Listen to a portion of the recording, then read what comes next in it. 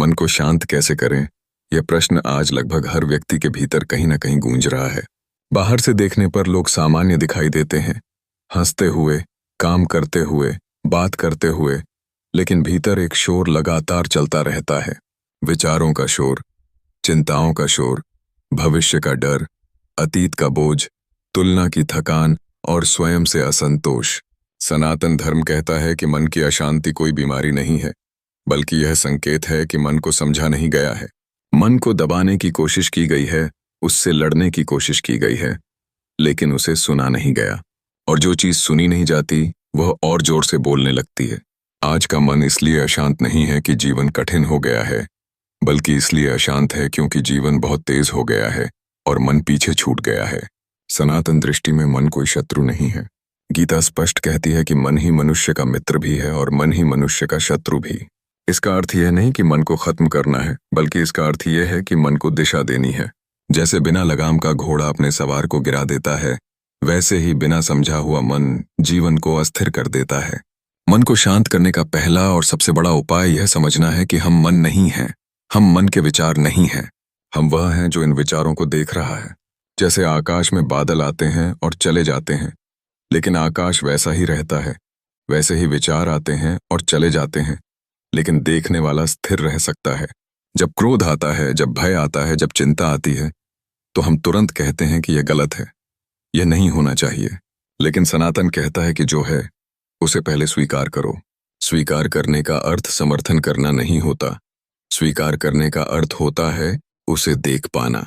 जिस क्षण आप किसी भावना को देखने लगते हैं, उसी क्षण आप उससे अलग हो जाते हैं। मन की अशांति तभी तक रहती है जब तक आप उस अशांति के साथ खुद को जोड़ लेते हैं।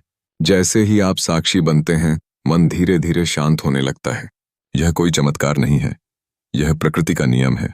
श्वास इस पूरी प्रक्रिया में सबसे बड़ा सहायक है। सनातन परंपरा में श्वास को प्राण कहा गया है और प्राण को जीवन की सबसे सूक्ष्म शक्ति माना गया है। जब मन बहुत अधिक भटक रहा हो, जब विचार थकाने लगें, तब किसी मंत्र की आवश्यकता नहीं होती, किसी जटिल विधि की आवश्यकता नहीं होती। बस श्वास को देखना पर्याप्त होता है। श्वास भीतर जा रही है, श्वास बाहर आ रही है। न उसे रोकना है, न बदलना है, न गिनना है, केवल देखना है। श्वास के साथ जुड़ते ही मन वर्तमान में लौटने लगता है, और वर्तमान में मन कभी अशांत नहीं होता। अशांति या तो अतीत में होती है या भविष्य में। वर्तमान क्षण हमेशा शांत होता है। मन की अशांति का एक बहुत बड़ा कारण फल की चिंता है। हम जो भी करते हैं, उसके परिणाम को लेकर मन पहले से ही बोझिल हो जाता है। गीता का कर्मयोग इसी बोझ को हटाने की शिक्षा देता है। जब कर्म को कर्तव्य समझकर किया जाता है और फल को ईश्वर पर छोड़ दिया जाता है, तब मन हल्का होने लगता है।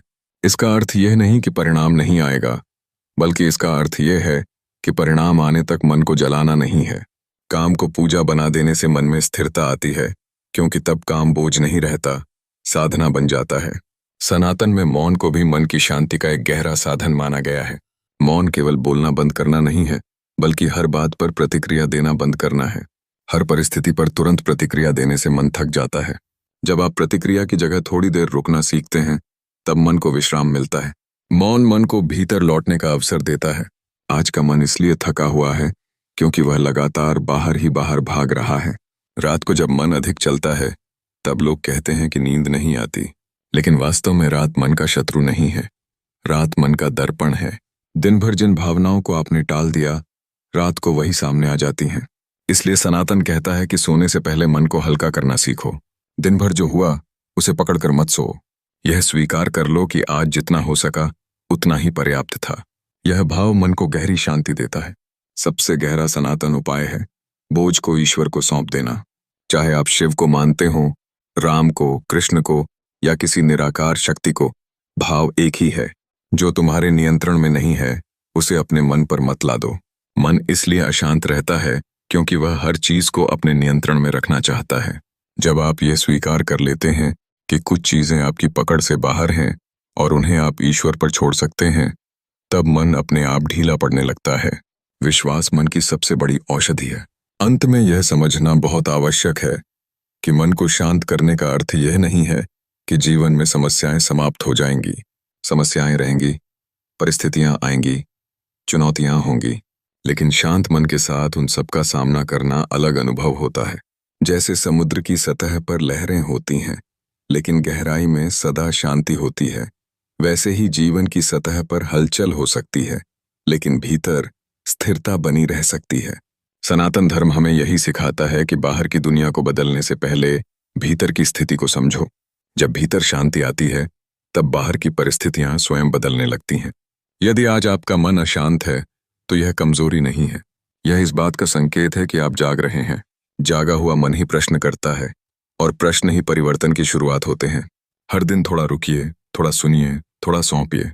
मन को जबरदस्ती शांत मत कीजिए, उसे समझने दीजिए।